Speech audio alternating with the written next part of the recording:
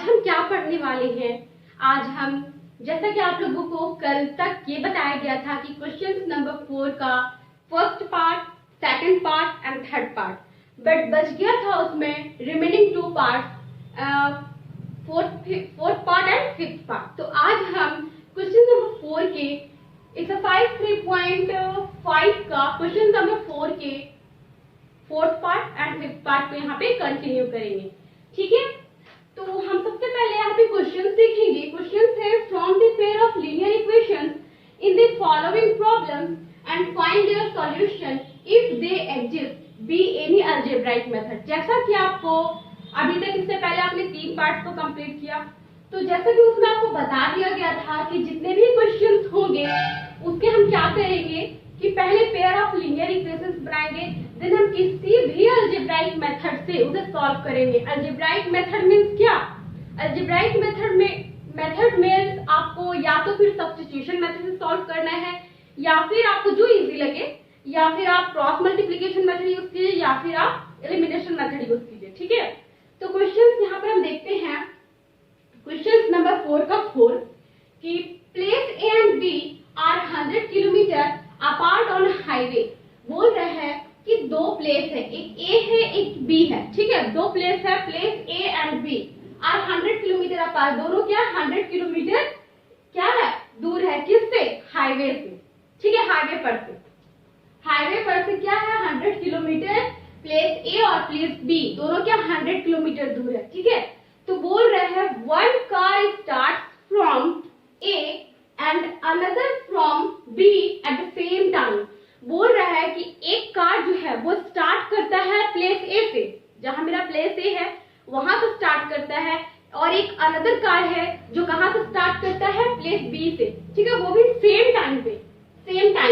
ठीक है, तो बोल रहा है if the car travel in the same direction at the different speed. बोल रहा है कि अगर दोनों अपने अपने प्लेस कहने का मतलब है ए प्लेस, एक कार जो है, अनदर कार जो है वो बी प्लेस, दोनों जो है सेम टाइम पे एक ही डायरेक्शन में चलना शुरू करे, एक ही डायरेक्शन में वो जाए, तो वो डिफरेंट स्पीड से जाए, तो दोनों कहाँ मिलते हैं? 5 आवर्स के बाद मिलते हैं। They meet in 5 hours. तो दोनों क्या मिलते हैं? 5 आवर्स के बाद मिलते हैं। ठीक है, तो बोल रहा है दोनों सेम डायरेक्शन। आपको क्या याद रखना है यहाँ पे? सेम डायरेक्शन बोला है, सेम डायरेक्शन। ठीक है, सेम डायरेक्शन होना चाहिए। और क्या बोला? सेम डायरेक्शन पे जा रहे हैं दोनों कार, और वो कितने देर के बाद मिलते हैं? 5 आवर्स के बाद मिलते हैं। सेकंड बोला है कि if they travel towards each other they meet in 1 hour. बोल रहा है अगर दोनों डिफरेंट डायरेक्शन में, इट मींस डिफरेंट डायरेक्शन में चलते हैं, जब सेम डायरेक्शन में चले वो दोनों कार, प्लेस ए से एक कार और दूसरा कार प्लेस बी से, तो 5 आवर्स के बाद मिले। ठीक है, सेम डायरेक्शन पे, बट टुवर्ड्स ईच अदर। बोल रहा है कि अगर वो दोनों अपोजिट डायरेक्शन में चलते हैं, ठीक है, अपोजिट डायरेक्शन में चलते हैं, तो 1 आवर के बाद मिलते हैं। तो बोल रहा है what is the speed of 2 car. तो दोनों कार के बीच का स्पीड क्या हो, what is the speed of 2 car, दोनों कार का स्पीड क्या रहा होगा वो बताना है आपको। ठीक है, तो आप यहाँ देखो, सबसे पहले जिसे हमें फाइंड करना होता है हम उसी चीज को लेट करते हैं। ठीक है, तो हम यहाँ सॉल्यूशंस में देखो, सबसे पहले आप लोग यहाँ पे कि बोला है, तो हम सबसे पहले यहाँ लेट करेंगे, लेट दी।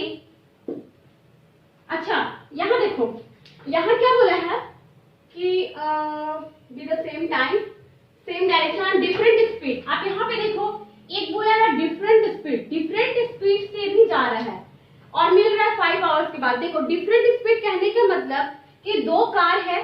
ठीक है, 2 कार है, डिफरेंट स्पीड, इट मींस एक तो तेज चलता होगा ना और एक स्लो। इट मींस कि अगर 2 कार आपके पास है, कोई भी कार है, यहाँ पे एक कार है, यहाँ पे एक कार है। ठीक है, तो ये दोनों कार है, अगर ये थोड़ा स्पीड चल रहा है तो इससे थोड़ा सा ये स्लो चलेगा, या फिर ये स्लो चलेगा तो ये फास्ट चलेगा।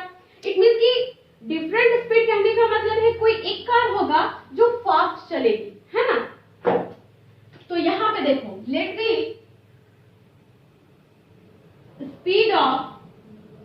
Speed of fast car, let the speed of let the speed of fast car, हम मान लेते हैं कि जो फास्ट कार का स्पीड होगा वो x होगा, मान लो, and the speed of another car, speed of another car, जो एक और कार है उसकी मान लो स्पीड क्या होगी, y होगी। ठीक है, ये हमने क्या किया है, लेट कर लिया है। ठीक है, तो अब हम यहाँ देखो क्वेश्चंस के अकॉर्डिंग, क्वेश्चंस में क्या बोल रहा है कि एक जो कार है वो A है, एक जो कार है आपका वो B है।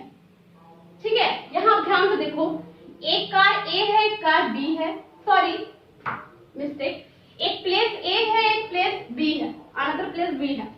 बोल रहा है कि जो कार है, यहाँ से मान लो कार शुरू हुआ, सेम डायरेक्शन में चला और दूसरा भी सेम डायरेक्शन में चला। इट मीन्स एक दो कार है और दो प्लेस है और दोनों सेम डायरेक्शन में जा रहे हैं, तो सेम डायरेक्शन में ऐसा चलेगा। सेकंड वाले में बोला कि एक जो प्लेस A है और एक जो प्लेस B है, एक तो ऐसा चलता है इस डायरेक्शन में, बट B जो है अपोजिट डायरेक्शन में चलता है। इट मीन्स दोनों अपोजिट डायरेक्शन में चलते हैं। ठीक है, सेम डायरेक्शन में नहीं चलता है। तो ये दो कंडीशन बोला है आप लोगों को। नंबर 1 कंडीशन ये है आपका, सेकंड कंडीशन आपका ये है। ठीक है, तो ये इसको समझना होगा, ये सेम डायरेक्शन में चल रहा है। देखो, A प्लेस से ये कार भी इसी डायरेक्शन में, B प्लेस से ये कार भी इसी डायरेक्शन में। A प्लेस से एक कार तो इस डायरेक्शन में चल रहा है, बट B प्लेस से इसके अपोजिट डायरेक्शन में चल रहा है। ठीक है, तो ये सेम डायरेक्शन नहीं हुआ। अब आते हैं क्वेश्चन पे। ठीक है, आप चाहो तो इसे रफली अपनी कॉपी में आप बना लेना ताकि समझ पाओ। ठीक है, देखो अब यहाँ क्वेश्चन क्या हो रहा है। यहाँ पे देखो, हमें जब इस तरह का डायरेक्शन रहता है ना, सेम डायरेक्शन या अपोजिट डायरेक्शन, तो हमें रिलेटिव स्पीड निकालनी होती है। ठीक है, तो यहाँ पे हम लिखेंगे कि रिलेटिव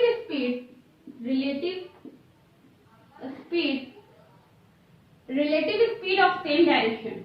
ठीक है, जब इस तरह का डायरेक्शन होता है ना, opposite direction and same direction, तो इस तरह की जब कंडीशंस रहते हैं तो हम इसमें रिलेटिव स्पीड निकालते हैं। तो relative speed of same direction, तो याद रखना, जब रिलेटिव स्पीड निकालना हो सेम डायरेक्शन में, तो हम क्या करते हैं, फास्ट कार की स्पीड में जो स्लो कार होती है उसको, इसकी स्पीड को माइनस कर देते, इसमें सब्ट्रैक्ट कर देते। ठीक है, तो x माइनस वाई हुआ। अब यहाँ पे देखो, रिलेटिव स्पीड, ठीक है, रिलेटिव स्पीड ऑफ, अब क्या निकालेंगे हम, अपोजिट डायरेक्शन का। ठीक है, अपोजिट डायरेक्शन का स्पीड क्या होगा, जब डायरेक्शन सेम ना हो तो हम क्या करते हैं, फास्ट कार की स्पीड और जो अनदर कार की जो स्पीड होगी वो दोनों को प्लस करते। तो ये दोनों चीजें आपको याद रखनी पड़ेगी कि जब रिलेटिव स्पीड निकालते हैं सेम डायरेक्शन का, तो फास्ट कार की स्पीड में स्लो कार की स्पीड को सब्ट्रैक्ट करते हैं, और जब रिलेटिव स्पीड निकालना होता है अपोजिट डायरेक्शन में, तो जो दोनों कार की जो स्पीड है उसको हम प्लस करते हैं। आई थिंक आपको जो यहाँ तक आपको समझ में आ गया होगा। ठीक है, यहाँ तक तो आपको समझना ही पड़ेगा, तभी क्वेश्चन बढ़ेगा। अच्छा, एक और चीज आपको समझना है, आपने फिजिक्स में आपने मोशन चैप्टर पढ़ा होगा, उसमें तो आपने स्पीड, डिस्टेंस, टाइम के बारे में जरूर पढ़ा होगा। तो एक फॉर्मूला आपको और पता होना चाहिए कि डिस्टेंस इज इक्वल टू क्या होता है। तो डिस्टेंस इज इक्वल टू होता है स्पीड इनटू टाइम। ये आपको जो है वो पहले से पता होगा, ये formula distance is equal to speed into time होता है। अगर ये फॉर्मूला पता है तो अब आप इजीली बना सकते हो, होता है ना। अगर नहीं भी पता तो जान लीजिए distance is equal to speed into time होता है। अब हम क्वेश्चंस के अकॉर्डिंग यहाँ पे देखो, क्वेश्चंस के अकॉर्डिंग हम यहाँ पे क्या करेंगे, लीनियर इक्वेशंस बनाएंगे। ठीक है, तो यहाँ पे बोला है सबसे पहले तो डिस्टेंस यहाँ पे 100 किलोमीटर ही है, आपका जो डिस्टेंस 100 किलोमीटर है। ठीक है, प्लेस ए का भी प्लेस बी का भी। तो बोल रहा है one car start from A and another car start from B at the same time. ठीक है, if the car travel in the same direction at different speed they meet in 5 hours. तो वो लोग देखो, सबसे पहले सेम डायरेक्शन बोला, तो सेम डायरेक्शन के लिए क्या है मेरा, स्पीड निकाले ना, रिलेटिव स्पीड। सेम डायरेक्शन के लिए x माइनस वाई है। ठीक है, तो हमें तो और यहाँ पे क्या बोला है 5 आवर्स के बाद मिलेगा, इट मीन्स 5 से मल्टीप्लाई करना पड़ेगा। तो speed into distance sorry speed into time क्या होता है, ये 5 आवर्स मेरा टाइम है, तो speed into time is equal to होता है मेरा डायरेक्ट डिस्टेंस। तो डिस्टेंस है 100 किलोमीटर, तो यहाँ पे हम 100 लिखेंगे, ठीक है। अब आप यहाँ देखो 5 इंटू एक्स 5 सॉरी ये काम मत करो, x माइनस वाई है रहने दो। यहाँ देखो ये जो मल्टीप्लाई में 5 है इसे आप डिवाइड में ला सकते हो, तो 5 1 जा 5 5 2 जा 10 0। तो आपके पास जो इक्वेशन आया है वो x minus Y is equal to 20 आया है, आपके पास इक्वेशन 1 आपको मिल गया, ठीक है। तो इसी तरह से हमें एक और इक्वेशंस निकालने होंगे। तो अब आप यहाँ पे देखो, एक तो बोला सेम डायरेक्शन के लिए, दूसरा बोला if they have travel towards each other they meet in 1 hour. बोल रहा है कि वो दोनों टुवर्ड्स डायरेक्शन, इट मींस बोल रहा है अपोजिट डायरेक्शन में चले, तो उसका स्पीड क्या होगा x प्लस वाई होगा। अपोजिट डायरेक्शन के लिए स्पीड क्या है x प्लस वाई। और कितने आवर्स की बात बोला है 1 आवर, यहाँ बोला है ना 1 आवर्स के बाद मिलेंगे। और डिस्टेंस कितना है यहाँ पे 100। यहाँ देखो x प्लस वाई को जब 1 से मल्टीप्लाई करोगे तो x प्लस वाई ही होगा, और यहाँ पे 100। तो आपके पास यहाँ इक्वेशन 2 आ गया, इट मीन्स आपको दो इक्वेशन मिल गए, इक्वेशन 1 एंड इक्वेशन 2। तो अब आप इजिली x और y का ही तो वैल्यू हमें निकालना होता है, x y का वैल्यू निकालोगे तो आपको फास्ट कार की स्पीड पता चल जाएगी, एंड अनदर कार जो है वो स्पीड उसकी स्पीड पता चल जाएगी। It means speed of 2 cars, जो दो कार है हमारे पास उन दोनों कार की स्पीड पता चल जाएगी। तो हम यहाँ पे स्पीड x एंड y का वैल्यू फाइंड करेंगे। तो हम यहाँ पे अब रख करते हैं,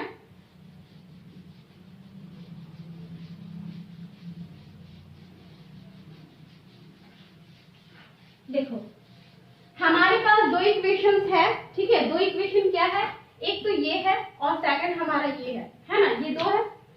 तो हम क्या करेंगे, किसी भी मेथड से, बोला है ना बाइनरी अलजेब्राइक मेथड, तो किसी मेथड से सॉल्व करना है। तो यहाँ देखो minus Y and plus Y ये दोनों तो इजीली आप इसे एलिमिनेट कर सकते हो। तो एलिमिनेशन मेथड से हम यहाँ सॉल्व करते हैं, तो लिखेंगे बाय इलिमिनेशन मेथड, ठीक है। एलिमिनेशन मेथड से देखो यहाँ माइनस वाई यहाँ प्लस वाई, तो हमें सब्ट्रैक्ट करने की जरूरत नहीं है, हम इसे ऐड कर देते हैं। तो लिखेंगे adding equation 1 and 2। Equation 1 and 2 को हम क्या करते हैं ऐड कर देते हैं। तो मेरे पास इक्वेशन जो 1 है वो है x minus Y is equal to 20 and second जो है वो है x plus Y is equal to 100। यही है ना। तो जब ऐड कर रहे हैं तो देखो minus Y plus Y cancel, x it means 2x और 120 क्या हो जाएगा 120। अब देखो आपके पास x इज इक्वल टू क्या है 120, और ये जो 2x है इधर आके क्या होगा डिवाइडेड बाय 2 होगा, 2 1 जा 2 2 6 जा 12 1 0। तो x इज इक्वल टू 60। तो x का जो वैल्यू आया आपके पास वो 60 आया है, ठीक है। अब हमें क्या करना होता है, y का वैल्यू फाइंड करना होता है ना। तो y का वैल्यू किसी भी इक्वेशंस में पुट करेंगे, तो हम इक्वेशन 2 में पुट कर देते हैं, इसी इक्वेशन 2 में। तो देखो हम यहाँ पे लिखेंगे putting the value of x, putting the value of x in equation 2। हम इस इक्वेशन 2 में पुट करेंगे। तो पहले इक्वेशन 2 मेरे पास क्या x प्लस वाई है ना, तो x का वैल्यू पुट करें, x में 60 plus Y is equal to यहाँ पे 100। यही है इक्वेशन 2। मैं इसे रख करती हूँ। यहाँ देखो इसमें हम पुट कर दे रहे हैं, तो ये जो y है इसको y रहने देते हैं, 100 और प्लस 60 इधर जाएगा तो माइनस 60। इट मीन्स आपको जो y मिला वो कितना मिला 40 मिला। तो यहाँ देखो x का ही वैल्यू पता चल गया, y का ही वैल्यू पता चल गया।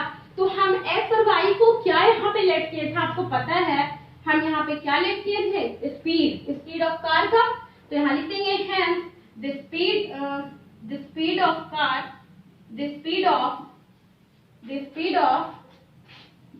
fast car is 40। Sorry fast car को हम x माने थे, तो हम लिखेंगे 60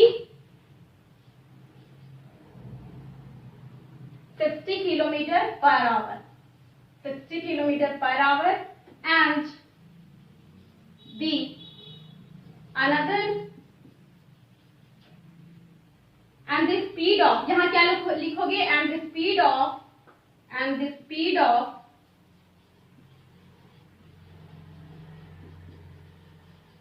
car, and the speed of another car is, आपने क्या माना था, another car की स्पीड को y माना था, तो y आपका क्या आया है 40, तो 40 किलोमीटर पर आवर, ये हो जाता है हमारा आंसर।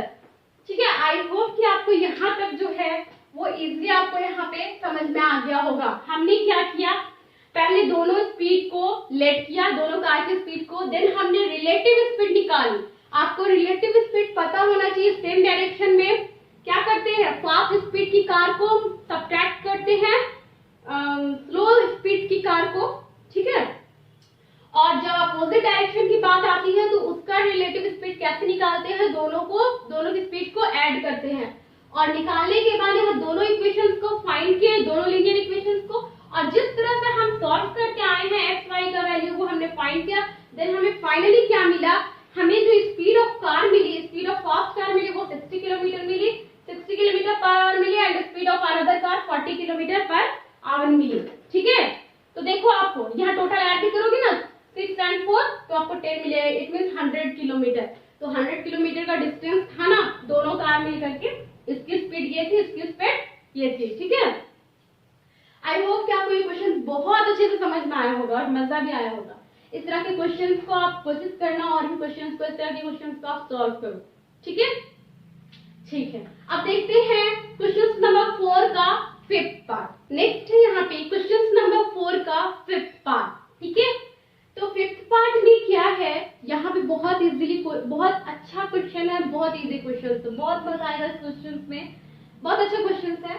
देखो, द एरिया ऑफ रेक्टेंगल, आप एरिया ऑफ रेक्टेंगल सभी लोग जानते हैं क्या होता है, लेंथ इनटू ब्रेथ होता है। ठीक है, तो पहले क्वेश्चन को पढ़ते हैं। The area of rectangle gets reduced by 9 square unit if its length is reduced by 5 units and breadth is increased by 3 units। यहाँ पे बोल रहा है कि जो एरिया है रेक्टेंगल का वो रिड्यूस हो जाता है, कम हो जाता है 9 स्क्वायर यूनिट। कब कम हो जाता है, जब उसके लेंथ को कम किया जाता है कितना 5 यूनिट, एंड इंक्रीज किया जाता है 3 यूनिट, ब्रेथ को इंक्रीज किया जाता है 3 यूनिट, तो उसका जो एरिया है वो 9 स्क्वायर यूनिट रिड्यूस हो जाता है। ठीक है, सेकंड बोला है कि if we increase the length by 3 unit, अगर बोल रहा है कि उसके लेंथ में 3 यूनिट को इंक्रीज कर दिया जाए और ब्रेथ को भी 2 यूनिट इंक्रीज कर दिया जाए, तो एरिया भी इंक्रीज होता है कितना 67 स्क्वायर यूनिट एरिया इंक्रीज हो जाता है। तो इसमें ये कंडीशन बता दिया। अब बोला है find the dimensions of the rectangle. Dimensions means क्या, आपको फाइंड करना है length of the rectangle and breadth of the rectangle, की लेंथ क्या होगा रेक्टेंगल का एंड ब्रेथ क्या होगा रेक्टेंगल का। ठीक है, तो ये क्वेश्चन तो बहुत इजी क्वेश्चन है।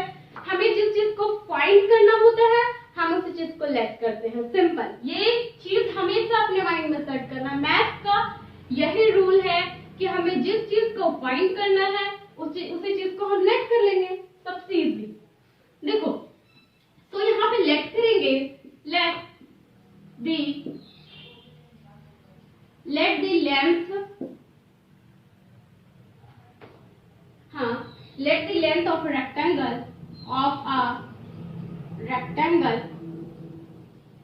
ठीक है, हम क्या करेंगे, लेंथ रेक्टेंगल का लेंथ का लेट कर लेंगे x। मान लो कि जो लेंथ होगा रेक्टेंगल का, जो लेंथ होगा वो x होगा, and the breadth of a rectangle is by। ठीक है, हम क्या करें, हम क्या किए, लेंथ पता चल गया हमें रेक्टेंगल का एंड ब्रेथ भी पता चल गया, तो इसलिए हम यहाँ पे क्या लाएंगे, एरिया क्या होगा, इसलिए यहाँ पे एरिया ऑफ रेक्टेंगल वो क्या होता है, length into breadth, it means x into Y, it means X Y. ठीक है, तो यहाँ तक तो क्लियर है आपका। अब हम क्वेश्चंस देखेंगे, यहाँ पे क्वेश्चंस क्या बोल रहा है। तो क्वेश्चंस जो आपका है, क्वेश्चंस बोल रहा है कि अगर उसके लेंथ में if its length is reduced by 5 unit and breadth is increased by 3 unit, बोल रहा है अगर लेंथ मतलब x, उसके लेंथ में क्या बोल रहा है 5 यूनिट को रिड्यूस कर दिया जाए, रिड्यूस इट मींस 5 माइनस कर दिया जाए, ठीक है, मतलब कम कर दिया जाए। तो यहाँ पे देखो, तो अगर इसमें कम कर दिया जाए एंड क्या बोल रहा है and breadth is increase by 3 unit, और उसके ब्रेथ में, ब्रेथ क्या है y, उसके ब्रेथ में क्या कर दिया जाए, उसके ब्रेथ में 3 यूनिट इंक्रीज कर दिया जाए। तो ब्रेथ क्या है y है, तो y में क्या कर दिया जाए 3 यूनिट को इंक्रीज कर दिया जाए। तो यहाँ पे जो एरिया ऑफ रेक्टेंगल में बोल रहा है कि जो एरिया ऑफ रेक्टेंगल होगा वो 9 स्क्वायर यूनिट क्या हो जाता है, रिड्यूस हो जाता है। एरिया ऑफ रेक्टेंगल क्या है एक्स वाई है, इसमें भी 9 स्क्वायर यूनिट रिड्यूस हो जा रहा है। तो ये चीज आपको समझ में अगर आ गया होगा, तो यहाँ पे प्लस नहीं होगा, ये एक मिस्टेक हो गया है, प्लस इसलिए नहीं होगा क्योंकि लेंथ इंटू ब्रेथ होता है ना इज इक्वल टू एरिया, तो लेंथ इंटू ब्रेथ, तो यहाँ पे x माइनस फाइव यहाँ इंटू देना जरूरी नहीं है क्योंकि यहाँ पे इंटू छिपा रहता है, ठीक है, x minus five and y plus 3। Length में 5 यूनिट कम एंड ब्रेथ में 3 यूनिट बढ़ा दिया जाए तो उसके एरिया में भी 9 स्क्वायर यूनिट क्या हो जाता है, रिड्यूस हो जाता है। ये आपका फर्स्ट कंडीशन बोला है। तो पहले इसको हम सॉल्व करते हैं। यहाँ देखो x इंटू वाई, x को पहले से y से करेंगे फिर x को हम 3 से करेंगे। तो x इंटू वाई देखो ऐसे करेंगे एंड फिर इसको ऐसे करेंगे मल्टीप्लाई। तो x into Y X Y plus x into 3 क्या हो जाएगा 3x होगा, ठीक है। अब हम देखो यहाँ पे 5 को फिर y से करेंगे माइनस 5 को y को फिर माइनस 5 को प्लस 3 से करेंगे। ये चीज हम कर रहे हैं, ये चीज आपको ऐसे नहीं करना, सिर्फ समझाने के लिए। तो minus 5 into Y minus 5y and minus 5 plus 3 तो माइनस 15, ठीक है। तो ये चीज आपको नहीं करना है। तो यहाँ पे एक्स वाई हो जाएगा एंड माइनस 9 होगा।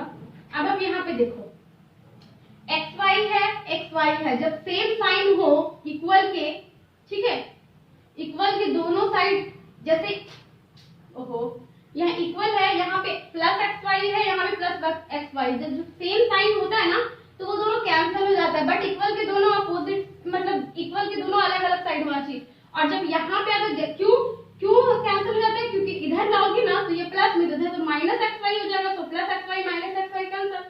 तो आप यहाँ भी कैंसिल कर सकते हो, X Y and X Y cancel. तो आपके पास बचेगा 3x and minus 5y and equal में देखो माइनस 9 है और ये प्लस 15, माइनस 9 एंड प्लस 15 कितना हो जाएगा 6, प्लस 6 हो जाएगा। तो 6 आ जाएगा आपके पास। तो आपके पास जो इक्वेशन मिला वो इक्वेशन मिला 3x minus 5y is equal to 6, ठीक है। आई होप कि ये वाला आपको समझ में आया होगा। तो अब हम सेकंड भी निकालेंगे। यहाँ पे सेकंड देखो हम निकालते हैं। सेकंड बोला है कि if we increase the length by 3 unit. अब लेंथ मेरे पास x है, उसमें इंक्रीज बोल रहा है 3 unit and breadth by 2 unit. It means breadth में भी 2 यूनिट क्या किया गया, इंक्रीज किया गया। ब्रेथ मेरा y था, तो बोला है कि then area increases by 67 square unit. It means उसके एरिया में भी, एरिया क्या था xy था, उसमें भी इंक्रीज हो जाता है 67 स्क्वायर यूनिट। ये चीज समझ में आया। ये पूरा क्वेश्चंस ही है, क्वेश्चंस को ही हम यहाँ पे लिख रहे हैं, बट यहाँ पे मैथमेटिकली वर्ड में लिख रहे हैं, ठीक है, मैथमेटिकली वर्ड में लिख रहे हैं, ठीक है। ये लैंग्वेज में है, ये मैथमेटिक्स में है, ठीक है। तो अब देखो ये चीज जब समझ में आ गया तो यहाँ देखो उसी तरह से करेंगे जैसे यहाँ पे x को y से किए, फिर 3 से किए, फिर माइनस 5 को y से किए, फिर 3 से किए। इसमें भी x को क्या करेंगे, y से करेंगे। यहाँ पे क्या आएगा xy, फिर x को 2 से करेंगे तो 2x आएगा। अब x का काम खत्म। अब यहाँ पे प्लस 3 है तो प्लस 3y को प्लस 3y हो गया यहाँ पे, और प्लस में 3 इंटू 2 क्या हो जाएगा 6 हो जाएगा, ठीक है। अब यहाँ पे देखो यहाँ पे xy है एंड प्लस में 67 है। यहाँ देखो xy कैंसिल हो जाएगा। यहाँ देखो 2x प्लस 3y इक्वल में देखो यहाँ 67 है, ये प्लस 6 उधर जाएगा तो माइनस 6 आएगा। तो 67 में जब माइनस 6 करेंगे तो 61 आएगा। ये आप लोग अच्छे से कर लेना और देख लेना। तो ये इक्वेशन 2 आ गया। तो आपके पास दो इक्वेशन आपको मिल गया। एक तो इक्वेशन ये मिला, ठीक है, इक्वेशन 1 एंड इक्वेशन 2, दो इक्वेशन आपको मिल गया। तो अब आप इजिली आप इसको क्या करोगे, एक्स वाई का वैल्यू यहाँ पे फाइंड करोगे। तो अब हम यहाँ पे देखो कि यहाँ पे कोई भी वेरिएबल में दोनों में देख रहे हैं एक्स वाई में दोनों इक्वेशंस में सेम नहीं दिख रहा है, तो एलिमिनेशन से हमको इजी नहीं लग रहा है। हमें एलिमिनेशन से भी इजी है, आप किसी से भी कर सकते हो, लेकिन हम यहाँ पे कुछ अब अलग करते हैं। किससे करते हैं? Bye cross multiplication method use करते हैं। तो मैं यहाँ पे करती हूँ शुरू से, तो यहाँ पे मैं रब करती हूँ, ठीक है। हमारे पास जो इक्वेशन है पहले मैं उसे लिख लेती हूँ। हमारे पास इक्वेशन है, एक है 3x है -5y है और इक्वल में 6 है, यहाँ -6 कर लेते हैं इक्वल टू 0। इसे हम इक्वेशन 3 मान लेते हैं। क्यों 3 मान लिए? क्योंकि यहाँ पे इक्वल में 6 था, यहाँ -6 कर लिए। सेकंड इक्वेशन में लिखेंगे 2x प्लस 3y, ठीक है, और इज इक्वल में 61 है तो यहाँ माइनस में 61 होगा, इज इक्वल में 0। ये इक्वेशन 4 मान लेते हैं। अब इसी 3-4 से हम क्या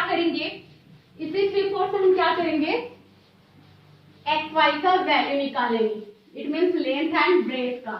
तो अब आप यहाँ पे देखो कि हम बाय क्रॉस मल्टीप्लिकेशन से सॉल्व करते हैं, बहुत इजी रहेगा, बाय क्रॉस मल्टीप्लिकेशन मेथड, ठीक है। हम एक्सरसाइज 3.5 में ही इस मेथड को पढ़े, वैसे तो आप लोगों को इंट्रोडक्शन पार्ट में भी बता दिया गया है ना, बट यहाँ देखो हम क्रॉस मल्टीप्लिकेशन मेथड से हम सॉल्व करते हैं, तो आपको बता दिया गया था कि इसे हम कैसे सॉल्व करते हैं। अगर यहाँ पे x लिखेंगे पहले, ठीक है, यहाँ पे इक्वल, यहाँ पे -y, ठीक है, और यहाँ पे 1 कांस्टेंट के लिए, ये चीज तो आपको पता है। अब हम यहाँ पे देखो x वाले टर्म को लिख रहे हो तो x को हाइड करना है, देन यहाँ पे देखो, यहाँ पे y का कोएफिशिएंट है एंड कांस्टेंट टर्म है, तो आपको ऊपर नीचे तो ऊपर ले जाना है, माइनस माइनस तो पहले प्लस हो जाएगा। 61 इंटू 5 क्या हो जाएगा? 61 इंटू 5 करोगे तो 5 6 5 जो 30, 305 आएगा, आप कर लेना, ठीक है। उसके बाद देखो यहाँ माइनस का साइन होता है, उसके बाद देखो यहाँ -6 है, यहाँ 3 है, तो -6 इंटू 3 क्या हो जाएगा? -18 होगा। अब आप देखो -y वाला में आते हैं, इट मींस y को कोएफिशिएंट में आते हैं, तो y को हाइड कर देना है, देन आपके पास x का कोएफिशिएंट बचेगा और कांस्टेंट टर्म। तो यहाँ पे 3 है, यहाँ पे -61 है, तो -61 को आप 3 से जब मल्टीप्लाई करोगे तो यहाँ पे माइनस में ही आएगा ना, माइनस में +3 को मल्टीप्लाई करोगे तो -61 एंड 3 तो हो जाएगा यहाँ पे 3 और 183 आएगा। आपके पास कितना आएगा? यहाँ पे -183 आएगा। तो ये आप मल्टीप्लाई करके देख लेना, ठीक है। उसके बाद देखो यहाँ पे तो बीच में माइनस का साइन होता है, देन आपके पास x को हाइड, y को हाइड किए, यहाँ पे 2 है, यहाँ -6 है, तो 2 into -6 it means -12, 6 into -2 it means क्या हो जाएगा? -12। अब यहाँ पे हम कांस्टेंट टर्म के लिए देखते हैं, कांस्टेंट वाले को हाइड करना है। यहाँ देखो 3 3 जा 9 माइनस, यहाँ पे -5 इंटू 2 क्या होगा? -10, तो यहाँ पर भी -10 हो जाएगा। यहाँ तक क्लियर होगा आपको। अब आप देखो यहाँ पे सेकंड लाइन, ये समझ गए? इनमें सब नीचे आप इजीली कर लोगे। 305 प्लस 18 क्या आपको मिलेगा? 305 एंड प्लस 18 क्या मिल जाएगा आपको? यहाँ पे लिख देते हैं 305 माइनस माइनस प्लस एंड 18। यहाँ देखो -y है और नीचे में -183 है एंड माइनस माइनस प्लस, यहाँ 12 हो जाएगा। यहाँ पे देखो 1 है, 9 माइनस माइनस प्लस, यहाँ पे 10 हो जाएगा। ये लाइन तो समझ में आ गया होगा। अब हम यहाँ पे देखते हैं, देखो x है और डिवाइडेड बाय है यहाँ पे x एंड डिवाइडेड बाय 305 को जब 18 में आप प्लस करोगे तो 8 5 यहाँ हो जाएगा, 13 का 3 1 1 2 एंड 3, तो 323 करके यहाँ पे कुछ आया, 323 आया आपका, ठीक है। आप ऐड कर लेना एंड इक्वल में यहाँ पे -y है और यहाँ पे देखो -183 एंड +12 करोगे तो यहाँ पे सब्ट्रैक्ट करना पड़ेगा आपको, तो 3 में 2 जाएगा तो 1 आएगा आपके पास एंड 8 में 1 जाएगा तो 7 एंड 1 -171 आएगा, ठीक है। आप कर लेना और इक्वल में 1 और 10 प्लस में 9 इट मींस 19, तो 1 बाय में यहाँ पे क्या हो जाएगा? 19। यहाँ देखो माइनस माइनस कैंसिल हो जाएगा। यहाँ पर देखो अब आपके पास ये फर्स्ट पार्ट है, ये सेकंड पार्ट है, ये थर्ड पार्ट है। अब आप इनसे कंपेयर करके क्या कर सकते हो, x को एक बार कंपेयर करो 1/19 से, एक बार y वाले को कंपेयर करो 1/19 से, तो आपको x एंड y का वैल्यू पता चल जाएगा। तो हम यहाँ पे करेंगे कंपेयरिंग,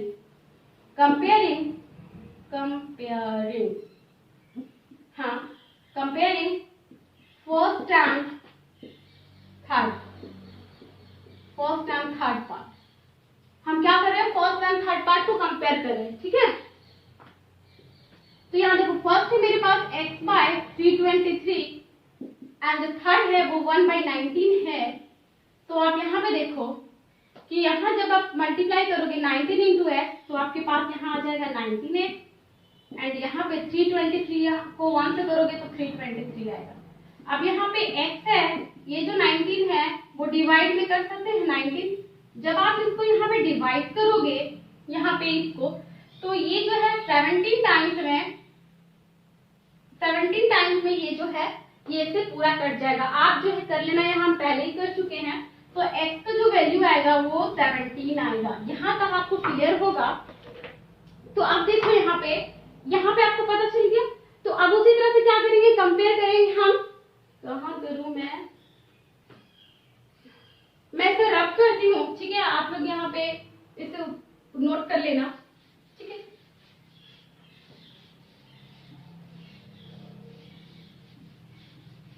अब मैं क्या करूंगी कि कंपेयर करूंगी सेकंड एंड थर्ड पार्ट को।